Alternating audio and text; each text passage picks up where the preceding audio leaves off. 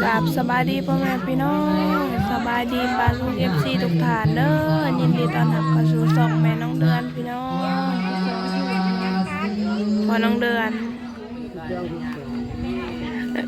สู่เป็นมางานบุญพระเวทพี่น้องบ้านชีสว่างงานบุญพระเวทเพิ่นเฮ็ดขึ้นทุกปีเนาะปีที่แล้วก็มี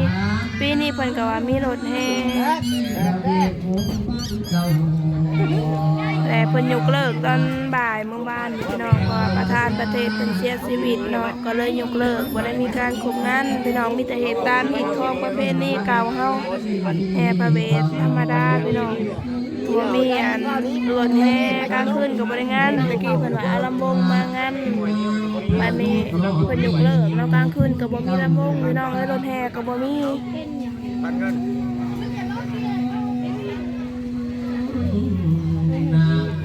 เพิ่นแห่กันสิประมาณเที่ยงพุ่นแหละพี่น้องตอนนี้เพิ่นยังเทศให้ฟังเนาะประมาณเที่ยงพี่น้องเพิ่นจังสิแห่ยังอีกบ่เฮิงหรอกเนาะถ้าคนมาโฮมพี่น้องคนมาแจกโรงทานเลยพี่น้องเลยโรงทานผัดหมี่เขาบอกมาหลายแล้วทั้งท้องนี่มันอยากใหญ่เลยใจมันอยากขาดสาวนี่โรงทานไอติมพี่น้องเลยรอบนี้โรงทานผัดหมี่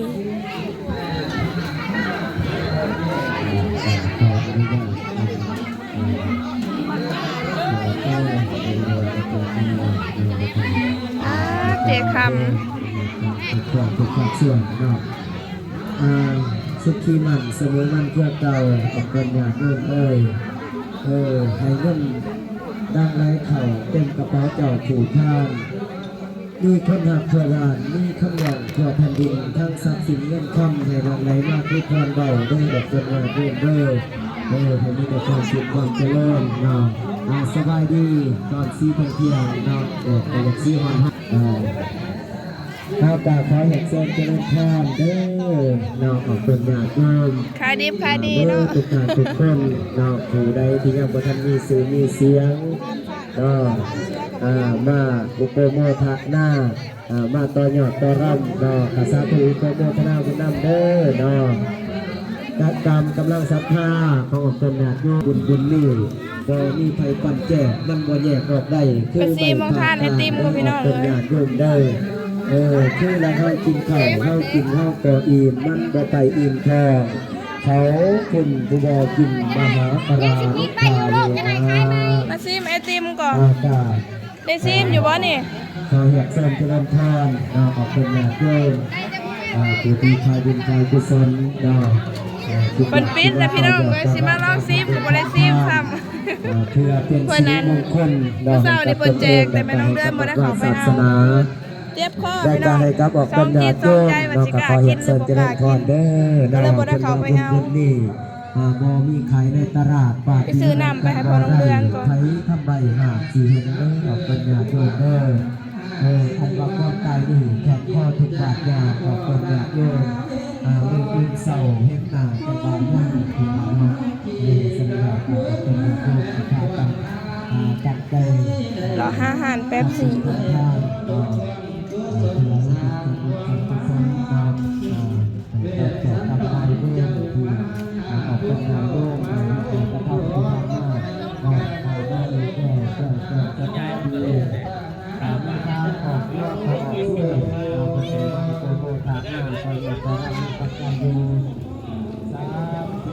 เห็นอะไรพี่น้องไหมคะแป๊บสิ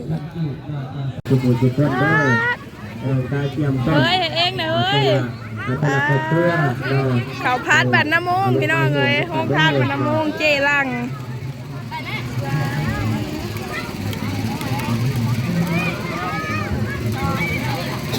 เป็นตาสีแซ่บน้ำมีแต่ผูงามเฮ้พนักงานได้หูจูบกระหอมมาสันแจกเบิร์ดภายในพริบตาเลยพี่ดอกเลยโอ้สิเอากินน้ำพังก่อน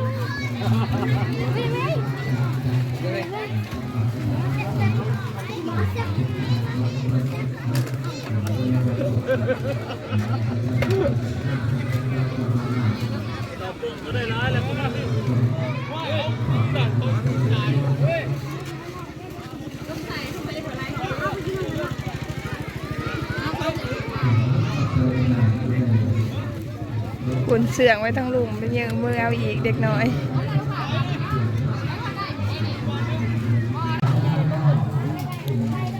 ลงทานไอติมพี่น้องไป3 ทางโอ้ยปุตตากินเป็นลม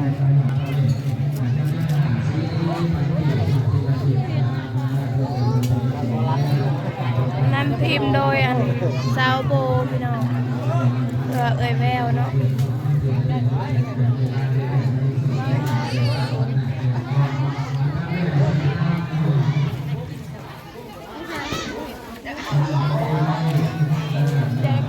ปุตตาไอติมนี่อากาศเป็นไง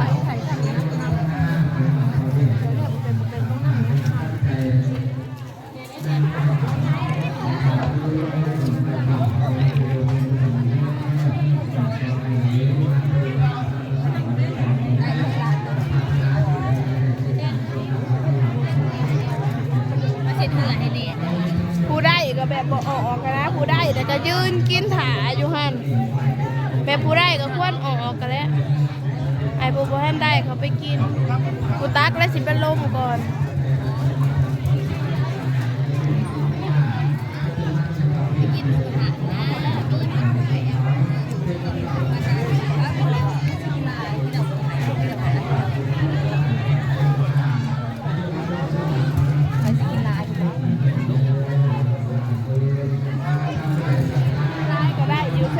วัดไอ้นี่ที่ตามมา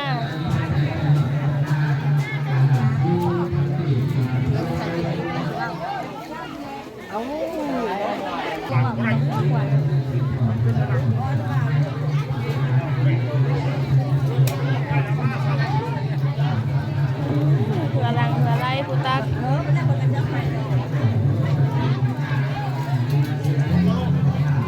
ผู้ตักจนสิเป็นลมเนาะ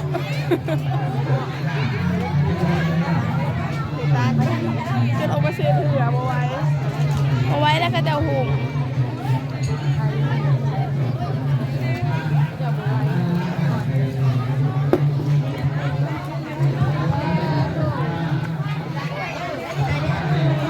ขาแสดงว่าอุตักได้สิเป็นโลหลังงานบุญพระเวทพี่น้องเอ้ยบริการครบงานกันเลยมิตรแห่พระเวทของเมืองเลยจ้ะมีโรงทานเล็กๆน้อยๆกันมาแบบทำบุญแล้วก็มีโรงทานเนาะเอาไปยืดอันไม่ได้ป่า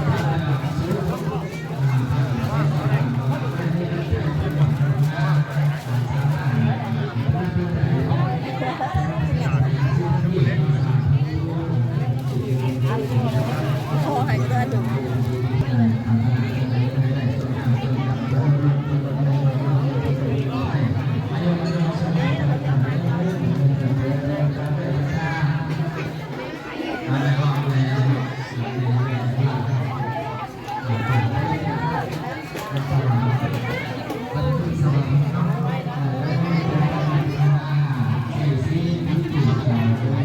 มากำลังแปลงบัตรเสเมื่อเอิ้นเอื่อยเด้อพี่เมื่อแล้ว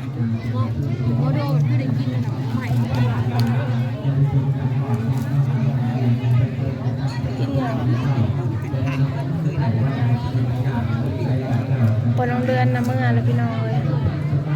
เราก็เคยหอดอันนี้จะเถื่อนหอดอันนี้มาเสร็จหนาเสร็จตาก็จะ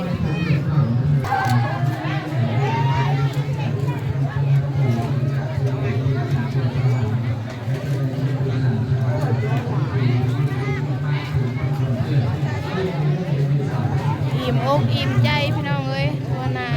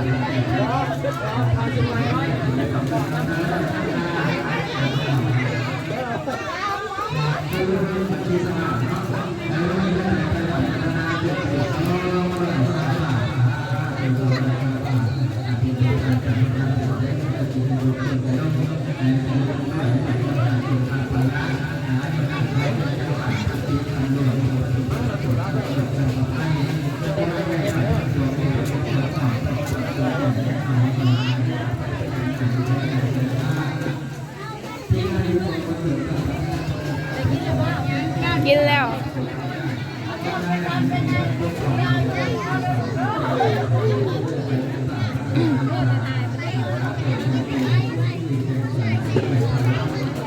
คลิปนี้ก็ลาแล้วพ่อแม่พี่น้อง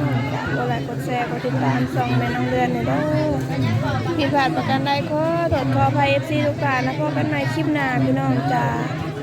กราบสบายดี